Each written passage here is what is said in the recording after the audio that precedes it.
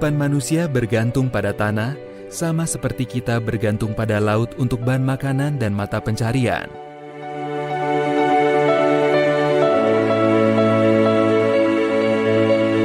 Tumbuhan menyediakan 80% bahan makanan untuk manusia, dan kita bergantung pada pertanian sebagai sumber penting perekonomian dan alat pembangunan.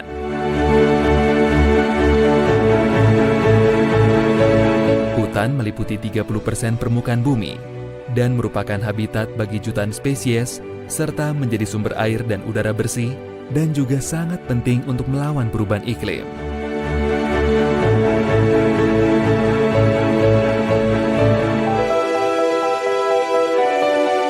Indonesia dikenal sebagai negara mega biodiversitas. Dilewati garis zamrud khatulistiwa dan iklim tropis yang menghangatkan dan pepohonan yang menjulang tinggi dan tumbuh besar di hutan. Indonesia menghasilkan variasi genetik yang sangat melimpah, baik dari tumbuhan, hewan, dan mikroorganisme.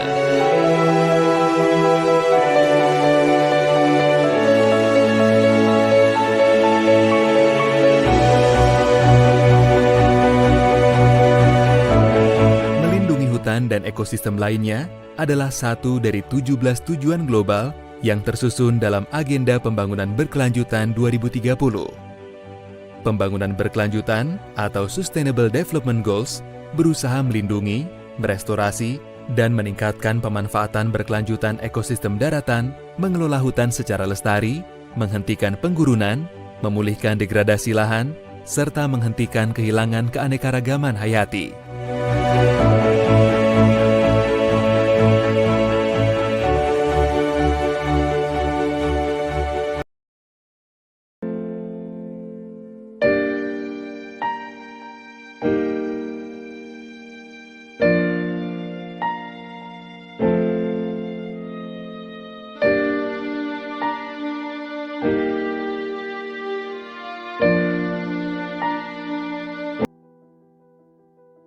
Populasi manusia di bumi saat ini berjumlah sekitar 7,6 miliar jiwa, namun ternyata jumlah ini hanya 0,01% dari seluruh spesies bumi. Bakteri berjumlah lebih banyak dari manusia, yaitu 13% dari spesies bumi. Tumbuhan merupakan spesies terbanyak di bumi dengan jumlah 83%. Sementara spesies lain seperti ikan, serangga, binatang lainnya hanya berjumlah 5% dari seluruh spesies bumi. Jumlah manusia termasuk ke dalam kategori ini. Namun jumlah manusia yang hanya 0,01% ini sejak tumbuhnya peradaban telah menyebabkan bumi kehilangan 83% spesies mamalia darat, 80% mamalia laut, 50% spesies tumbuhan, dan 15% jenis ikan. Secara global, Indonesia merupakan rumah bagi 12% mamalia, 16% reptil dan amfibi, 17% burung, 10% tanaman berbunga, serta 25% spesies ikan.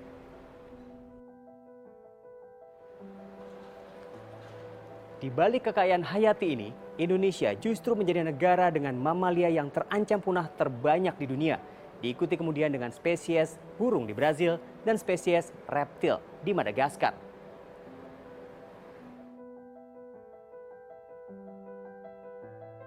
Spesies dunia juga sedang berada dalam periode kepunahan tercepat dalam kurun waktu 60 juta tahun. Sebelumnya kecepatan kepunahan hanya berkisar 1-5 spesies per tahun. Kini para ilmuwan dunia memperkirakan angka kepunahannya ribuan kali lebih cepat. Artinya beberapa spesies punah setiap hari sebelum kita memahami manfaat keberadaan mereka di dunia. Serangga kerap dipandang sebelah mata, namun faktanya serangga menjadi salah satu satwa yang penting atau vital dalam kehidupan manusia. Di Jerman misalnya, para peneliti serangga telah mencatat populasi 75% serangga di negara tersebut telah merosot tajam dalam kurun waktu 28 tahun terakhir. Dampaknya 80% tanaman dalam kondisi terancam yang mengandalkan penyerbukan serangga. Di Indonesia, 25 jenis kupu-kupu dalam kategori dilindungi dan menjadi satu-satunya serangga di dunia yang masuk dalam perlindungan CITES Appendix 2. Kupu-kupu merupakan serangga primadona dan merupakan salah satu representatif serangga. Menurut peneliti serangga LIPI, Yunianti Peggy, kupu-kupu berfungsi sebagai indikator kualitas lingkungan, sebagai salah satu serangga penyerbuk dan mangsa beberapa jenis burung. Kelompok kupu-kupu terancam populasinya karena alih fungsi lahan, hilangnya tanaman inang untuk bertelur, dan perburuan terutama oleh para kolektor serangga.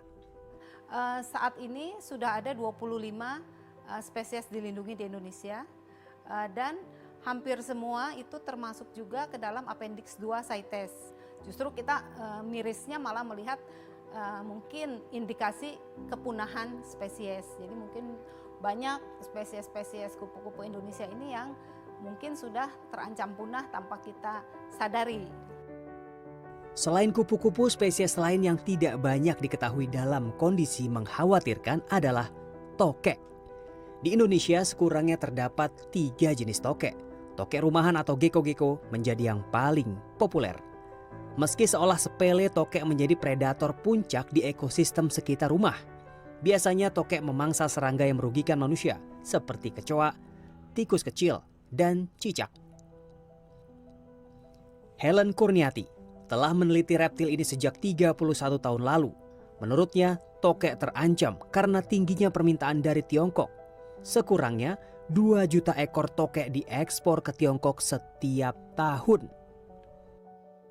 Kalau tokek punah ya kita sudah kebayang lah, tidak ada yang mengontrol gimana populasi kecoa di rumah kita, seperti itu kan.